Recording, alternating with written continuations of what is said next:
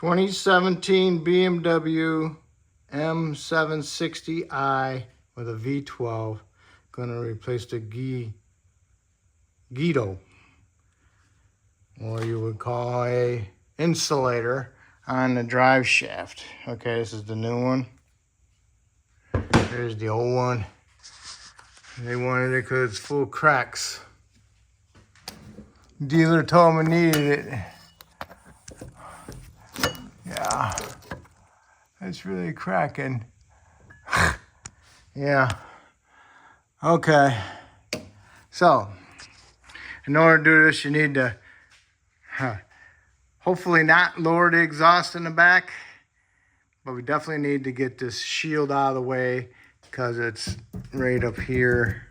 So I'm gonna work my way from the front to the back on the brackets. So I'm gonna remove this one here, and you got a inverted Torx there, and you got an 8mm there, and I'll tell you the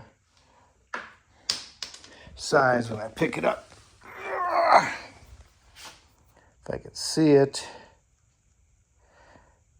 it's an E10, okay? E10. So 4 E10s on each side and a 8 on one on each side. I'll get that off. Okay.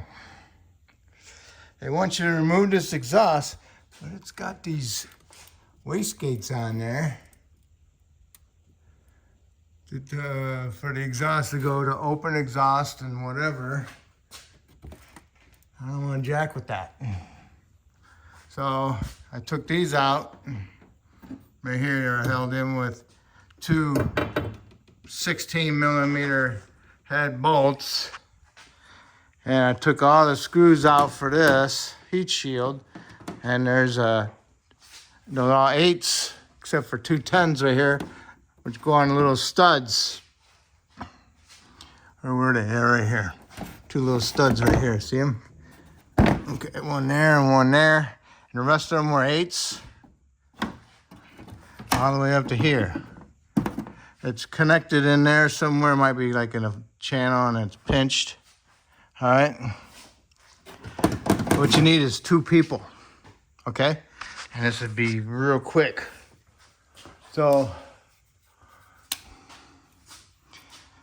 this is a bolt with a nut. Okay. You might be able to get up in here with a wrench to hold the bolt, and you can take the nut off now. And then you have it sitting like that.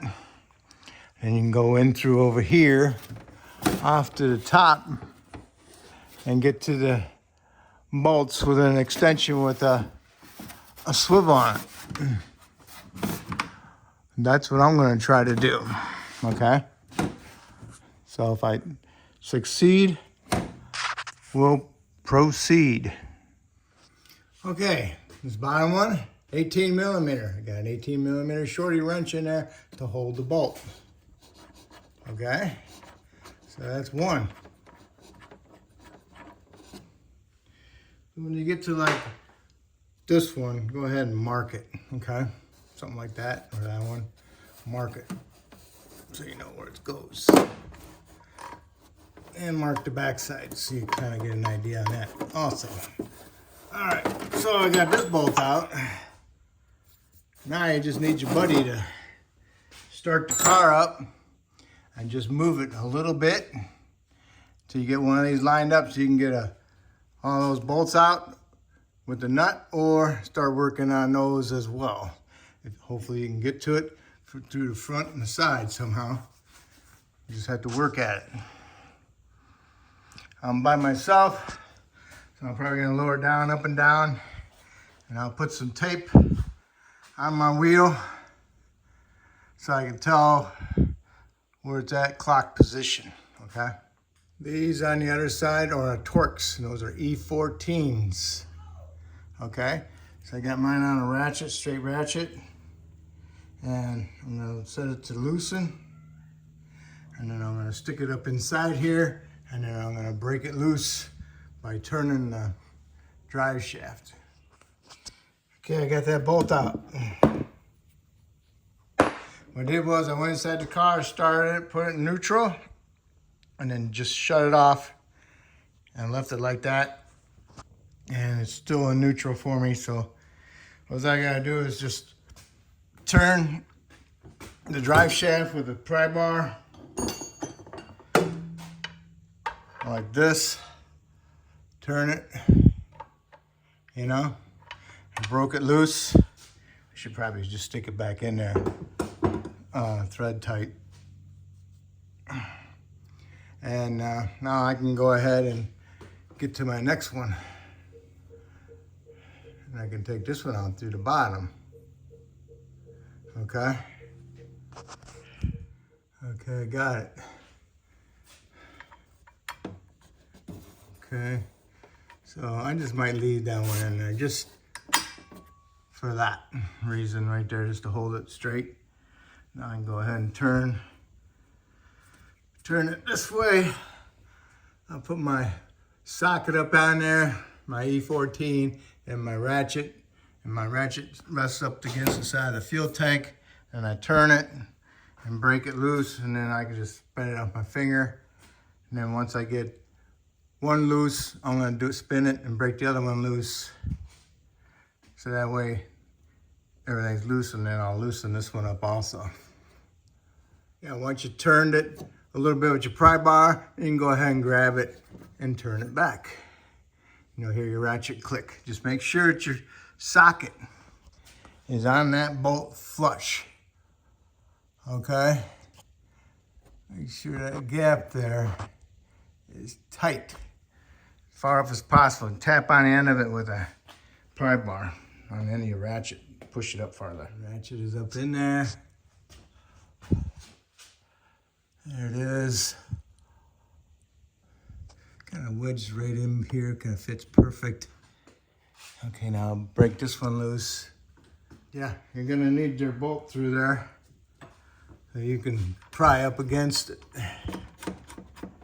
Okay, put your nut on so you don't screw up your threads. And then I'll do this. Okay, gotta be a little bit more ready. Get it on there, just like that.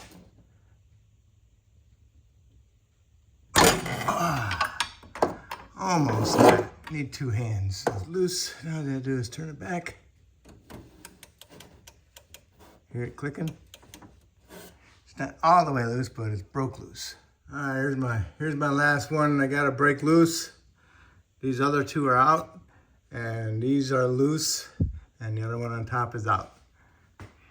Now, if you want, you can go ahead and mark it. I don't think it matters because it's the same way. It looks the same on both sides. And there isn't no arrow. Yep, there's an arrow right there. See it? That pointing to the front. So that obviously goes to the front. So I'll look for the arrow on this one and see where it's pointing. There's an arrow right there, as a matter of fact. See, it's pointing to the front. Okay, there we go. Answers that question. Okay, all the bolts are out. So hopefully I can push the shaft forward a little bit and get this thing to drop down. And these are sticking out a little bit, so it needs to come out 1/8 and an 1/8, probably 1/4 of an inch. Gotta have it pushed forward. All right, after I got all the bolts out of the drive shaft on the back, come up here to the middle, and there's a center support bearing right about here with two 13mm bolts on it. I took them out, and then allowed the center support and the drive shaft to drop down on top of the heat shield. Kind of hard to see it. Now it's dropped down. I wanted to see if I knew what I was doing. See, it's It's right there. Right about there, and you can barely see the bracket. But you can see where the thread holes are for it. You just have to pull those 2 bolts out, allow the shaft to drop on top of the shield. Then you come back here, go up here, and then pry your drive shaft forward. It'll go up about 1.5 inches. And then what you want to do is get a pry bar and a hammer and hit this insulator off of the pinion flange, because those things that are sticking out are sticking inside the pinion flange. And you have to pound them out. And you can go ahead and weasel this flange out of there, hopefully. Because the stinking drive shaft's got a little tit sticking out, and so does the pinion flange, pinion into the pinion. Almost there. I pried forward on that shaft a little bit more against that thing, and the pinion flange, pushed it forward a little bit. Now, getting closer. Getting closer. See how it's sticking in there?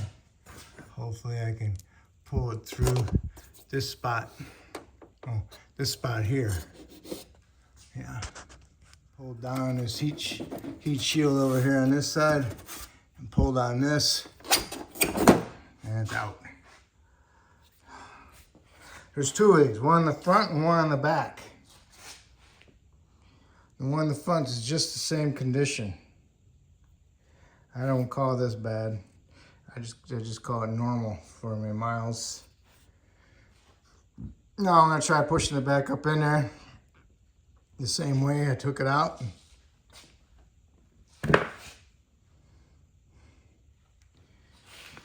Remember, the arrow points forward.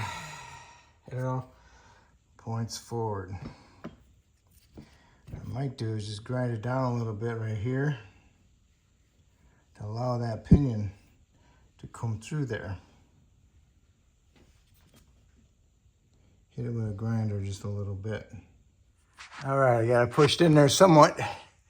See, there's the drive shaft, the little tit sticking out of that, and right there is the pinion flange. So I just gotta keep pushing it. I'll keep pushing it, and I'll keep turning my, spinning my tires to spin the pinion a little bit. All right, I took 2 exhaust hanger bolts out. One right here by the rear end. 2 of them actually. So that'll help pull it down just a little bit. See how it gets a little freedom? Okay, it's in there. Now, these tits here, these sleeves here go into the pinion flange. These on the other side are sticking out. They go into the drive shaft flange. See how it's stepped? Okay. And this step in there, that step on the other side goes in there. So I'm gonna get these, maybe I'll get these, maybe, I don't know which ones I'll get started first. These I'll get started first. All right, I got all the E14s in to the insulator to the flange. And my sleeve was sticking outward into the flange. And these are gonna be sticking inward towards the drive shaft. So now all I gotta do is get my drive shaft inside the pinion, and then line up my bolts and get my bolts in through the drive shaft flange into the insulator. Okay, the 3 E14 Torxes, ran them up with my 3/8 impact. I could still spin the pinion because it wasn't connected to the drive shaft. So now I got the drive shaft connected to the insulator. And I got all 3 bolts in, and I got this one with the nuts on, and I tightened this one up with the impact. So now all I gotta do is tighten the other 2 up with the impact. and I have to go ahead and cycle my key on again and put it in neutral because it timed out. That way I can turn my drive shaft. And after I get those in, then I gotta go up there and get my 2 bolts in for my center support. Okay, these bolts, they are torque to yield bolts. It means you should have replaced them. I didn't replace them. So the little ones, I torque them to 60. Big ones, I torque them to 80 foot-pounds, okay? Do the best you can with it, all right? So before your key times out, then all you need to do is your center support, which is gonna be a tough one. So I gotta hold the support up there and then get my bolt up in there and get it started. All right, back to this flange. Let's just say we're gonna do both of them, okay? This wasn't that bad to do, okay? So once you get this sucker out, this insulator out, and your drive shaft is dropped from the center support, and you come over here to the front, and you can do the same thing to this one. You just have to undo this heat shield and push it back the best you can and bend it down a little bit and get your arms in there so you can see what you're doing. But you can be able to do it. Same process. Just gonna take a little bit of extra time because it's got 18s all the way around it, all right? But since you got that drive shaft pushed back with that insulator out of there, that should come out a lot easier and go back in, okay?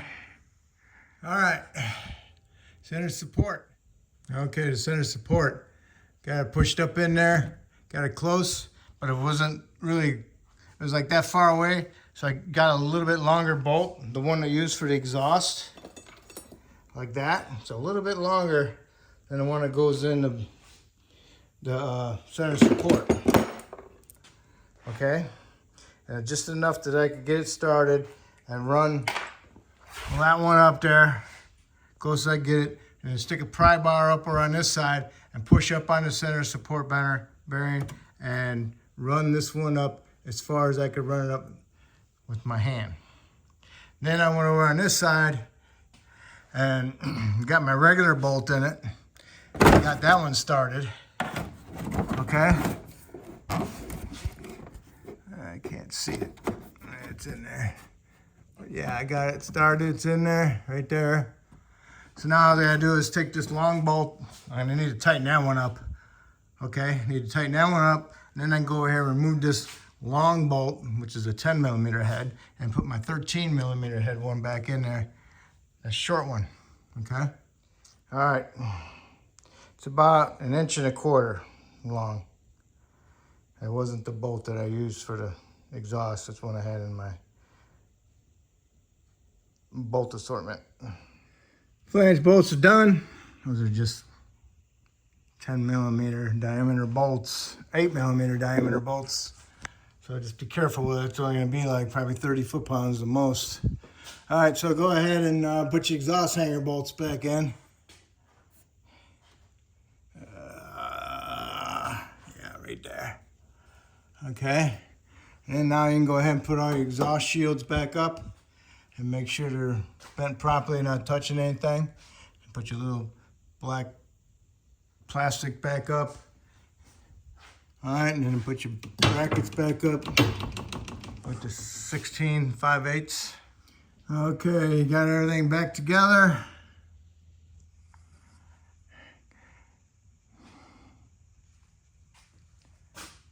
Got all those screws in there, and these screws here, and the one back here, and the 2 nuts, remember? All right, just make a visual, make sure the exhaust doesn't rattle or anything. We didn't drop the exhaust or anything, so we didn't have to mess with any of this stuff back here. Otherwise, we would have had to take them off the flanges in the front. Oh, what a nightmare. I'm glad I did it this way. Less headaches. Just take your time. You can do it. Hopefully this video will help you with other ones that are just like this. So, and hopefully I helped you out, and hopefully you can help me out by subscribing to me, and I appreciate it. And I thank you.